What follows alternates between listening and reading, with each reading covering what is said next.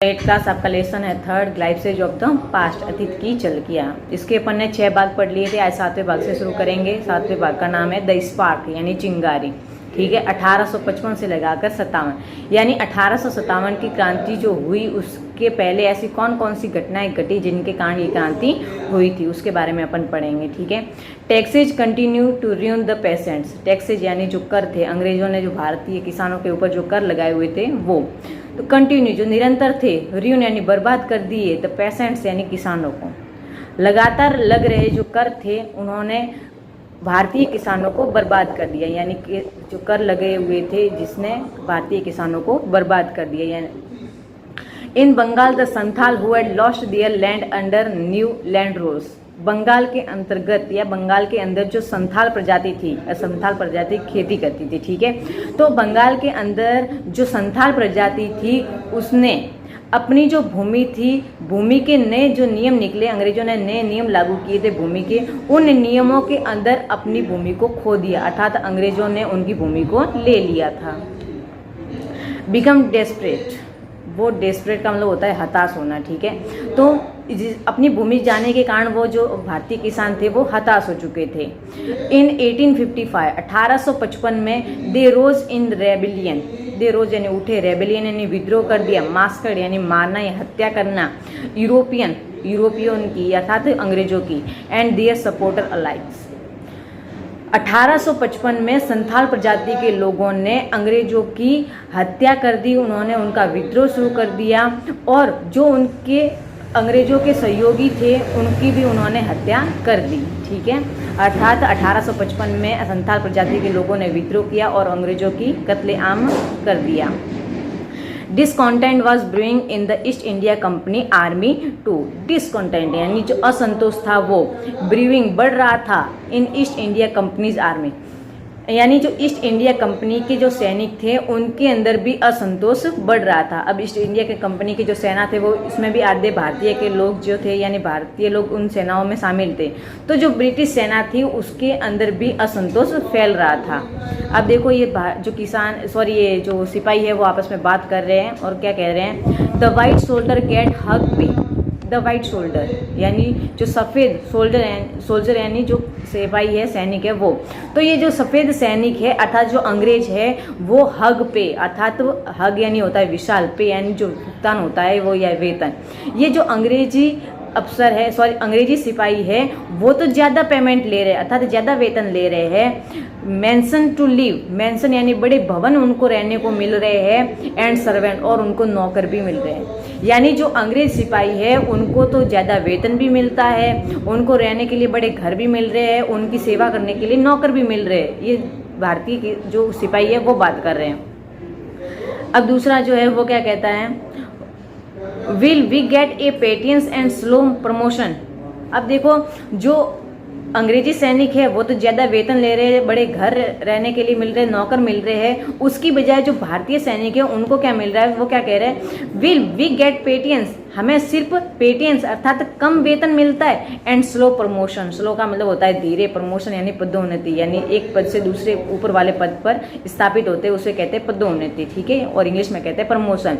तो अब भारतीय सैनिक है वो क्या कह रहे हैं कि अंग्रेजों को तो नौकर चाकर मिल रहे हैं, ज़्यादा वेतन भी मिल रहा है, बड़ा घर भी रहने को मिल रहा है, उसकी बजाय हमें तो सिर्फ कम तो वेतन मिल रहा है और ज़्यादा प्रमोशन भी नहीं हो रहा है, यानी पदोन्नति भी नहीं होती हमारी। द अंग्रेज ask us to cross the sea. The अंग्रेज आस्क यानी कहते हैं, टू क्रॉस द सी कि समुद्र को पार कर दो। अब ये देखो भारतीय जो सैनिक है जो आर्मी में थे वो बात कर रहे हैं कि ये जो सैनिक है अर्थात जो अंग्रेज है वो हमें इस समुद्र को पार करने के लिए कहते हैं। इज अगेंस्ट अवर रिलीजन, यह हमारे रिलीजन अर्थात धर्म के विरुद्ध है। यानी आपने आगे पढ़ा था कि जो धार्मिक गुरु थे उन्होंने उपदेश दिया था कि जो भी समुद्र को पार करेगा वह अपने धर्म को खो देगा। तो उसके अंतर्गत इस चीज़ को मानते हुए जो भारतीय सैनिक है वो क्या कह रहे हैं कि अंग्रेजों ने हमें कहा है कि हम अपनी इस धर्म को छोड़कर समुद्र को पार कर ले। हु इज़ द टोपी वाला to abolish our age old customs. Who is the टोपी वाला, ये टोपी वाला कौन होता है, to abolish our age old costume. Abolish का मतलब होता है उन्मूलन करना। ये टोपी वाला हमारे जो जातीय नियम है या हमारे जो धर्म के नियम है उनका उन्मूलन करने वाला कौन होता है, अर्थात ये अंग्रेज कौन होते हैं हमें यहाँ से अपने धर्म को छोड़ने के लिए कहने वाले। ठीक है, ये भारतीय सैनिकों का मानना था। क्या मानना था कि हम अगर समुद्र को छोड़ देंगे तो हमारा धर्म से हम दूर हो जाएंगे। तो अब वो जो सिपाही है वो क्या कह रहे हैं कि ये जो टोपी वाला है अर्थात अंग्रेज कौन होते हैं हमें अपने धर्म से दूर करने वाले। 1000 ऑफ अदर, अब देखो दूसरा सिपाही है वो क्या कह रहा है, we must drive out the अंग्रेज। We must drive out, drive out का मतलब होता है बाहर निकालना, हमें इन अंग्रेजों को बाहर निकालना चाहिए। सिपाही Mangal Pandey attack on the adjutant on his regiment and was executed. सिपाही जो शब्द था वो सिपाही शब्द ही है।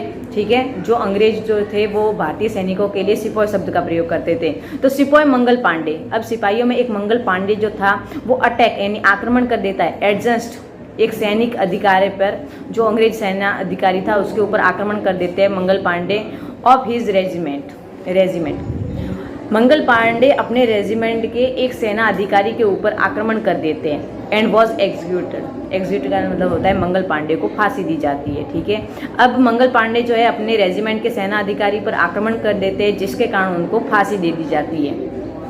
अब इसका प्रभाव क्या पड़ता है उसको आ रहा है, 1000 ऑफ अदर सिपाही रिवोल्टेड। 1000 यानी हजारों, अदर यानी दूसरे, सिपाही यानी जो सिपाही थे वो रिवोल्टेड यानी विद्रोह कर देते हैं। हजारों सैनिक जो थे वो विद्रोह कर देते हैं। दे वर स्ट्रिप्ड आउट देयर यूनिफॉर्म्स, और जिनके कारण उनको क्या किया जाता है, दे स्ट्रिप्ड आउट यानी उतार लिया जाता है या उतार दी जाती है। क्या उतार दी जाती है, उनकी यूनिफॉर्म यानी वेशभूषा, अर्थात जो अंग्रेजी सेना की जो वेशभूषा उनको पहनाई हुई होती है वो उतार दी जाती है क्योंकि उन्होंने सबने विद्रोह कर दिया था।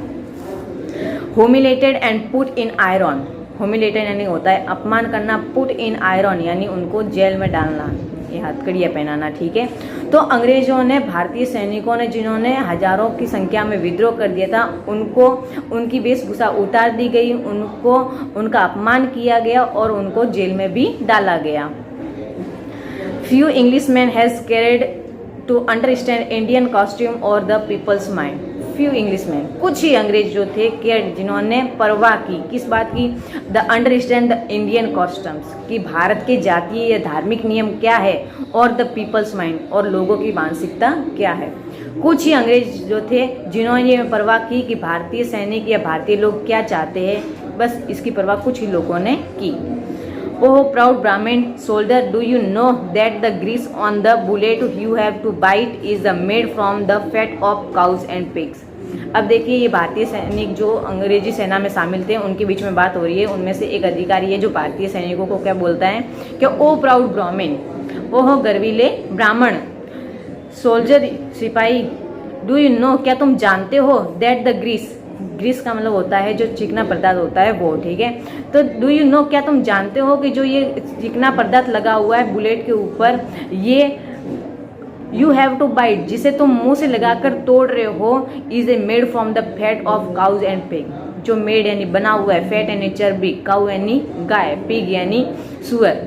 अब आपको पता है कि हिंदू धर्म के लिए गाय को ज़्यादा महत्व दिया गया है। हिंदू धर्म में गाय को सबसे ऊपर माना गया है और मुस्लिम धर्म में सूअर को ऊपर माना गया है। ठीक है, तो अब भारत के जो मुस्लिम और जो हिंदू सिपाही थे जो अंग्रेजों की सेना में शामिल थे, जब उनको ये बात पता चली कि जो कारतूस जो काट रहे हैं अपने मुंह से वो गाय और सूअर की चर्बी से बने हुए हैं, वॉट। अब देखो वो भारतीय जो ब्राह्मण है वो क्या कह रहा है कि क्या, अब आगे वाले ने कहा कि भाई तुम जो ये कारतूस मुंह से काट रहे हो वो गाय और सूअर की चर्बी से बना हुआ है, तो वो कहता है क्या, the white man has deceived us to.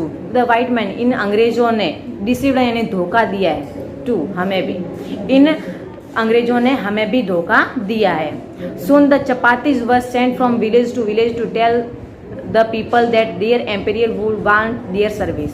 सुन, और जल्दी ही चपाती यानी जो रोटियां थी वो एक गांव से दूसरे गांव में रोटियां बांटी गई। ये एक 1857 की क्रांति का एक चिन्ह था, कमल और चपाती को बांटना।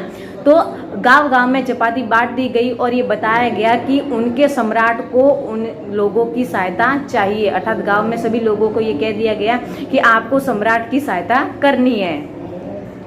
अब देखो दूसरा आदमी है, वो क्या कहता है, yes all my village man will be ready, हमारे गांव के सभी लोग तैयार रहेंगे, अर्थात इस क्रांति में भाग लेने के लिए तैयार रहेंगे। सिमिलरली, समान तौर पे, the lotus flower circulated among Indian soldier, जो कमल के फूल थे वो भारतीय सेना में भी बांटे गए, अर्थात जो भारतीय लोग जो अंग्रेजी सेना में शामिल थे उनमें भी कमल के फूल बांटे गए। The masses gave all help and settler to the patriots, the masses यानी जो ग्रामवासी थे या जनसाधारण था वो गिव ऑल हेल्प पूरी सहायता की, यानी गांव वालों ने पूरी सहायता की इन राष्ट्रभक्तों को सहायता देने में, उनको आश्रय देने में, यानी जनसाधारण ने लोग जो राष्ट्रभक्त थे उनकी पूरी सहायता की। इसके साथ में आपकी जो मीनिंग है वो आपके व्हाट्सएप ग्रुप पर दे दी जाएगी।